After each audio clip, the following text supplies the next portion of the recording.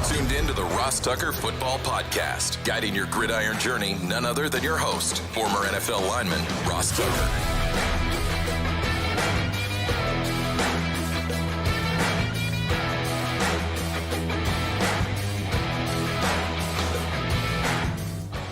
Oh, yeah, it is. But it's not just any Ross Tucker Football Podcast. It never is. It is a Finish Strong Friday, a Picks Friday, a Winners Friday edition of the mighty RTFP. We are, of course, presented by DraftKings. Very thankful for those dudes and dudettes, just like I'm very thankful for each and every one of you that takes time out of your day, pretty much every day, to listen to us or check us out on YouTube, youtube.com/Ross Tucker NFL. About 25 minutes every day, making sure you know what's going on in the National Football League. Absolutely love it. Especially love those of you that go the extra mile on a Winners Friday. People like Joshua Holler, he replied to the live stream. We like giving you the answers to the test ahead of time. He replied to the live stream. We now live stream all the Ross Tucker Football Podcasts on Twitter, Instagram, Facebook, as well as YouTube. He replied on Twitter, congratulations, Josh. Email me, ross@rosstucker.com. Let me know which press pass you'd like that I've been gobbling up this season. I got so many awesome ones. Can't wait to send them out. I actually might have time to do that tomorrow. So if you're one of the winners over the last month or two that I haven't sent stuff out to, I need to write that down on my to-do list. I think I can probably get that done tomorrow morning. I'll have some time before I drive down to Baltimore for the Texans and the Ravens in the booth. Sponsor confirmation email winner, Bill in Seatown, sent me several pictures of him drinking Labatt Blue Light. Yeah, that counts. That counts. Because it's proof that you listen to me talking about my sponsors and you take action. That counts. Thank you, Bill in Seatown. Just like it counts when David Stewart had an awesome YouTube comment, youtube.com/Ross Tucker NFL. David, all you need to do was subscribe and reply with that comment. And now I'll do a video for whomever you want, saying whatever you want me to say. The same thing people pay $25 for on Cameo, you now get for free. Just let me know who I'm doing the video for, ross@rosstucker.com. Bunch of new patrons this week. I know they want to check out the vaunted grades spreadsheet on the Even Money thread of our private Slack channel by going to patreon.com/RT Media and signing up. I get that. I love that. Please check out the other threads. The other people, the longtime Tuckheads, they're amazing. Whether we're talking about food or daddy sodas or football or the shows or whatever. Chris Kraus, welcome to the family. No real big show today, Jack. Just news and games. So let's dive right into the Tux Takes. Tux Takes. All right, Ross. The Ravens, they cut Melvin Gordon and they signed running back Dalvin Cook, but Marlon Humphrey is out. A lot here. First of all, Melvin Gordon, that's kind of rough, right? I think he'll revert to the practice squad and they'll keep him there. But Melvin Gordon's like, yo, hello. I've been here all season, busting my butts for you guys. I've done fine when I gotten in the game. And now right before the playoffs, you're going to cut me and bring in Dalvin Cook? And the answer, Melvin, is yes, that's exactly what they're doing. Because this is professional football. And these teams are going to do whatever they can do or whatever they think they need to do to just get a little bit better. And they believe Dalvin Cook will help them more than you would. And so now you probably revert back down to the practice squad. Dalvin Cook gets to be on the roster, might even get some playing time, probably will on Saturday, tomorrow now, against the Texans. Because remember, they lost both J.K. Dobbins and Keaton Mitchell. Arguably their two best running backs, two most explosive running backs throughout the year. Still have the Gus Bus, who's had a good year. Marlon Humphrey being out is a big deal, Jack. That's I mean, that is their best corner going against Nico Collins and CJ Stroud and these receivers. That is not ideal, to say the least, for the Ravens to not have Marlon Humphrey in this game. That's a big loss. Lions, they activate edge rusher James Houston from the IR, and they cut Julian Okwara. I love that you looked up which Okwara it was. I couldn't remember when I made up the notes for the show. The Lions have two Okwaras, so I just put and cut Okwara because I didn't know which one it was, and I didn't feel like looking it up. That's why, Jack. You're not just a pretty face, Jack. You put the time in. James Houston had an awesome rookie year last year. This year he's been banged up, but yeah, I mean, you're getting to this point in the playoffs. They could use any situational edge rusher opposite Aiden Hutchinson to get some snaps in that they can. And again, Okwara has been fine. James Houston is better. Better is what these teams are looking for. Speaking of the Lions, offensive coordinator Ben Johnson has 4 interviews for head coaching jobs over the next 2 days. Did you see, Jack? I tweeted something about this at Ross Tucker NFL, and it really blew up. I did see this, yes. Blew up. I should mention, by the way, at Ross Tucker Pod is what you should be following to reply to live streams to win, because that's what you need to do. You need to reply to the at Ross Tucker Pod live stream on the aforementioned Twitter, Instagram, Facebook, YouTube. So I tweeted about this at Ross Tucker NFL. By the way, I really hope the Ravens have the crab cakes at halftime. In 2019, I think they were saving the crab cakes, Jack, for the AFC Championship game. They lost to the Titans in the divisional round. Let that be a lesson. You need to bring it in every aspect of your organization. You need to bring it right from the start in the postseason. You can't hold the crab cakes for the AFC Championship game. There might not be an AFC Championship game if you don't bring out the crab cakes in the divisional round. So let's all hope. Let's all hope, Jack. That's why you got to follow me on social media at Ross Tucker NFL. I will have a video of the Tuck spreads. That will be tomorrow. Looking forward to the game. If you're driving around, you know the deal. I love when you take a screenshot or you listen. Nowadays, by the way, every game on Westwood One is live streamed. So you can listen on your phone, laptop, whatever. Anyway, something's still not right to me, Jack. If a team's playing in the wild card round, they no longer have those guys be able to be interviewed in the wild card round. So then it gets pushed back to the divisional round. But something's not right. Like Ben Johnson, they played Sunday night, okay? And then he's got the biggest game in over 30 years in Lions for the Detroit Lions. He's one of the probably 5 most important people to the game. And he has 4 interviews the next couple days for a job that'll pay him at least $10 million a year, probably for 5 years, and totally change the path of him and his entire family's future. I got to be honest with you, Jack. I would want to win playoff games with the Detroit Lions so bad, but I would care more about my daughters and my wife than the Detroit Lions. And I would want to make sure I was as prepared for those interviews as I could possibly be. I would so regret it if I went into those interviews not ready to roll and didn't get the job as a result, because I've been on a hiring committee before. There's a big difference in how people handle and perform in these interviews. I understand why they feel like they can't push it back anymore. These teams want to make decisions. They want to feel like they're getting started for the next year. But something's still not right here. It's still not right to me.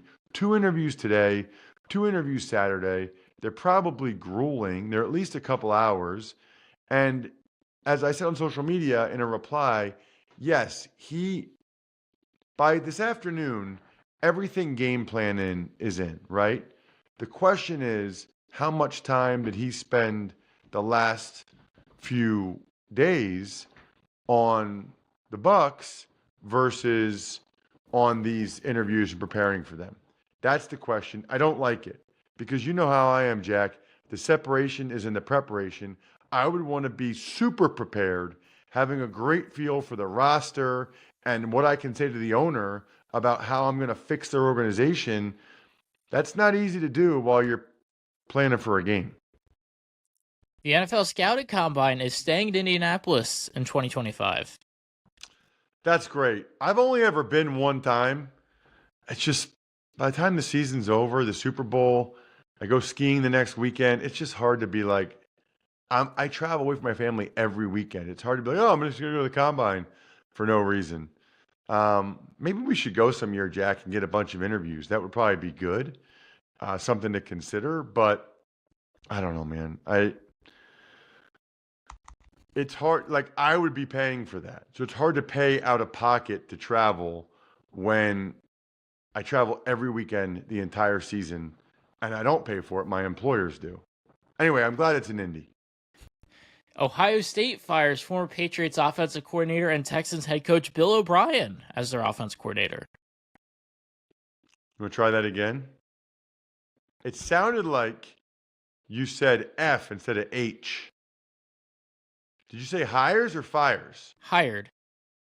I had a little Sounded frog like in my to me- throat. I had a frog in my throat, so maybe it came out different. Oh, it sounded like you said Ohio State fires former. I was like, that's hard to do. He'll He join hasn't Nate even gotten the Tice. job yet. I don't even work here. He'll join Nate Tice. What's that? I said he'll join Nate Tice. Yeah. So anyway, that's interesting that Bill O'Brien did not want to wait around to see if he could get an NFL job anywhere else and wanted to make sure he had a spot somewhere, I guess. But he hasn't had a lot of success this past year. So I guess Ryan Day is giving up play calling and giving it to Bill O'Brien. Wow. That's a lot of trust to put in a guy that just had one of the worst offenses in the NFL if you're Ryan Day. Because if he has a bad year, I don't even know who the quarterback is for Ohio State. If he has a bad year, then Ryan Day could be next. You know, Jack, you never have a bad day when you order in DoorDash. Make it easy on yourself, okay? Now you can root for your squad while your food and drinks are on the way, or root for your even money bets or your fantasy feast lineup. That means burgers, chips, dips, soda, pizza, wings, so much more delivered straight to your door. Do you want to wash it down, Jack? I know you want to wash it down. Wash it down with Labatt Blue Light like my guy who sent me, Bill in Seatown sent me. He was with friends. Drink some Labatt Blue Lights this weekend, especially during the Bills game on Sunday, and live life to the power of we. Always enjoy responsibly. Beer. Labatt USA, Buffalo, New York. So Ohio State's quarterback next year is PA guy Will Howard, Kansas State transfer. Oh, yeah. Dude, duh. Totally forgot. And we got Steelers head coach Mike Tomlin expects offseason extension, while defensive lineman Cam Hayward confirms he is not retiring. Well, that's good news for the Steelers because Cam Hayward can still play. Awesome player, having a fantastic career. And then for Mike Tomlin, that's interesting because I thought there was a chance that he wanted to go into this last year of his contract. I thought there was a chance he wanted to go into the last year so he could be a coaching free agent after the season and really have his options to go elsewhere. It doesn't sound like that's the case. And the Arizona Cardinals, they fire their CFO and 2 vice presidents amid an organizational shakeup. It sounded like they hired an outside consultant or they hired somebody new to come in and that person did like a total review of the entire organization, who was doing what was necessary, what wasn't. And that's why they elected to make this decision and make this move. Let's dive into the games, Jack. Want to know which team is going to win every single game on Sunday? Then listen up. We'll start with an NFC Central battle. We got the Tampa Bay Buccaneers at the Detroit Lions. That's a good point on the NFC Central battle. Very good point.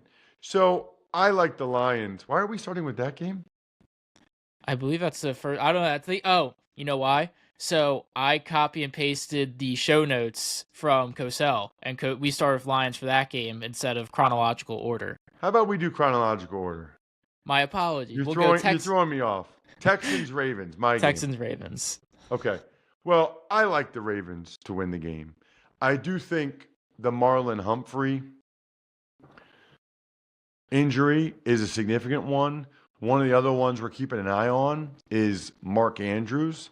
I wonder if the Ravens put him out there at all and maybe have limited snaps to kind of get him back in the groove for a potential AFC Championship game, or if they just don't risk it for a week, let him get another week of practices under his belt, and then unleash him in the AFC Championship game.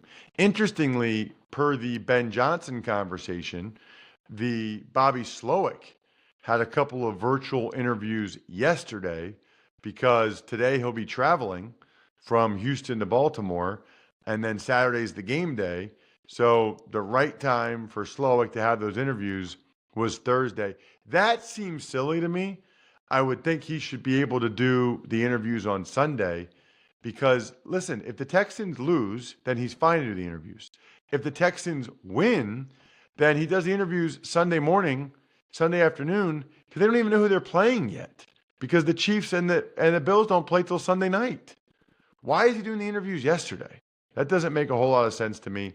At any rate, I'm going to probably tweet this today at Ross Tucker NFL. And maybe I've said this earlier, Jack, but with Mike McDaniel, Matt LaFleur, Kyle Shanahan, Sean McVay, with that tree, the way they're coaching, everybody should interview Bobby Slowick. What he's done with CJ Stroud, everybody should be interviewing that guy and strongly considering having that guy as their next head coach based on the track record of that Shanahan tree, because it's super, super impressive what they've been able to do. You know, these teams played in week one. It's a very, very different time now. You know, the Texans' formula for success in this one, Jack, is probably like most teams. When they're significant underdogs, they need to win the turnover battle, which won't be easy because the Ravens lead the league in takeaways. The Ravens lead the league in turnover ratio, turnover margin.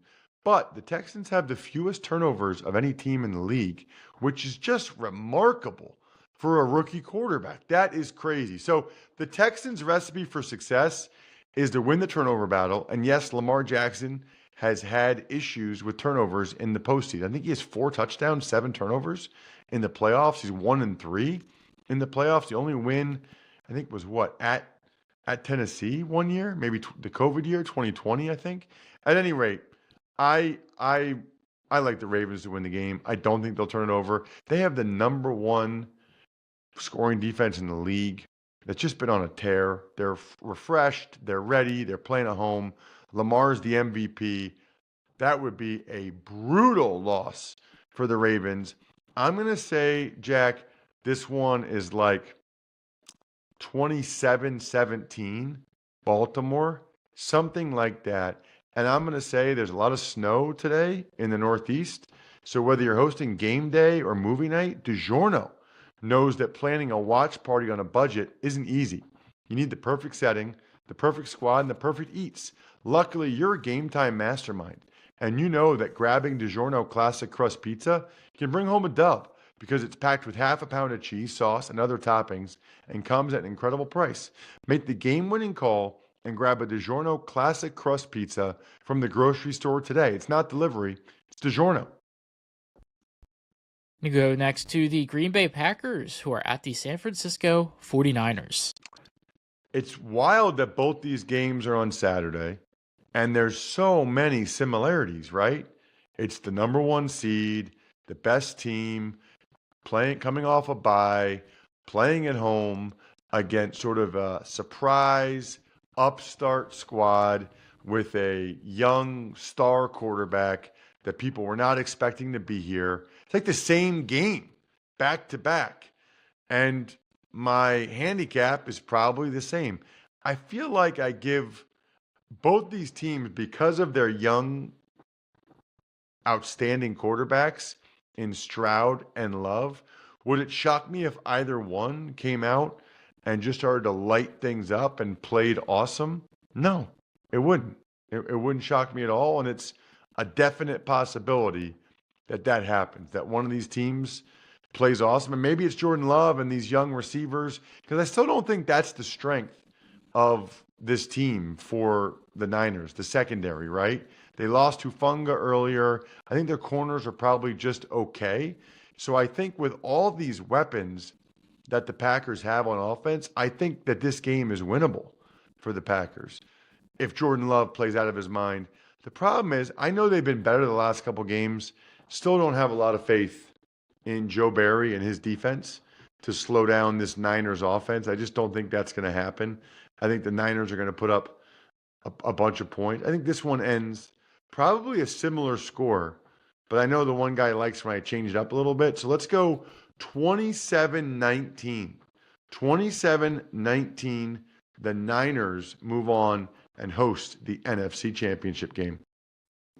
Now we'll go to the NFC Central battle between the Tampa Bay Buccaneers and the Detroit Lions.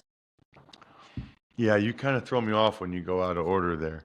I like the Lions a lot in this game. I actually think the spread should be bigger than it is. You know, credit to Baker Mayfield. He's playing really well, and the Bucs had a good game against the Eagles, but the week before that against the Panthers, they won 9-0, and they were very fortunate because a couple touchdowns came off the board for the Panthers. The week before that, they kind of got dominated at home by the New Orleans Saints. Now they got to go to Detroit. That environment is going to be insane. I do think, I feel like we've said this a couple times now, but Baker and those weapons, the receivers for the Bucs, do give them a chance against the Lions corners. The Lions corners, all three of these favorites, Jack, like the Ravens are don't have Marlon Humphrey. The Niners, I don't think the corners might be the weakest position on the Niners. And then the Lions, the corners are definitely the weakest position. Greg talks about it all the time here on the Ross Tucker Football Podcast, the great Greg Cosell. So they can be had, and I think that's why there will be some points. But I also think this Lions offense is in a really good place. Although the Bucs defense is playing much, much better, which gives them a chance in this one. I'm going to say, I'll say 31-24, 31-20, something like that. I think the Detroit Lions get the win, and the Detroit Lions would be heading to the NFC Championship game. Incredible. Kansas City Chiefs are at the Buffalo Bills. And I'm going to make this, Jack, my pick of the week for DraftKings. It's presented by DraftKings Fantasy Sports. Check out what DraftKings has to offer this season with code Ross, because life's more fun when you're in on the action. DraftKings, the crown is yours. Gambling problem? Call 1-800-GAMBLER. Age and eligibility restrictions apply. Void where prohibited. See DraftKings.com for details. I like the Chiefs to win the game. And I like the Chiefs to win the game for a couple different reasons. Number one, and primarily, health. The Chiefs, I follow Sports Injury Central, SixScore.com. The Chiefs have the greatest health disparity over the Bills in any of these divisional round games. The Bills are coming into this one really, really beat up, especially on defense. Not good. The Chiefs have the best defense Andy Reid's maybe ever had, second in scoring defense, second in yards allowed. I always have confidence in Andy Reid and Patrick Mahomes in a playoff game, especially against this beat-up Bills defense. And then I think there's just so much pressure on the Bills. Can't lose at home in the divisional round again. Can't lose the Chiefs in the playoffs again. A lot of pressure on the Bills. For all these reasons, I'm taking the Chiefs in this game. Now, the deal is, Jack, Josh Allen, he's going to have to be Superman, and he can be. We've seen it a lot as of late, and maybe the weather helps the Bills, although the Chiefs just played in one of the coldest games in NFL history. So that's not going to bother the Chiefs. They're used to the cold. That's not an advantage for the Bills. They need Josh Allen to put on his cape and be Superman. And ultimately, this game's a toss-up for me. So I would probably take whichever team just does, like one of these quarterbacks is going to have a turnover or two, or there's going to be a costly turnover or two in this game. Whoever that is, that's who's going to lose the game. So we'll see. Listen, you guys know how I feel about my Buffalo Bills. I hope I'm wrong. I really hope I'm wrong. But I'm taking the Chiefs to win the game. Let's say 23-20. I think we're done here.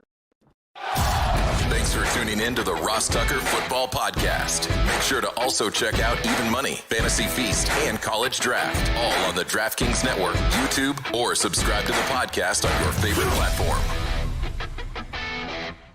Shout out to myfrontpagestory.com. You know why I'm shouting it out? Because it's the best Valentine's Day gift you could ever give a loved one. If you have not checked out myfrontpagestory.com as a holiday gift, you're doing it wrong. Backofficeschedule.com, steakhousesports.com, humanheadnyc.com, Sporticulture, Pizza Boy Brewing.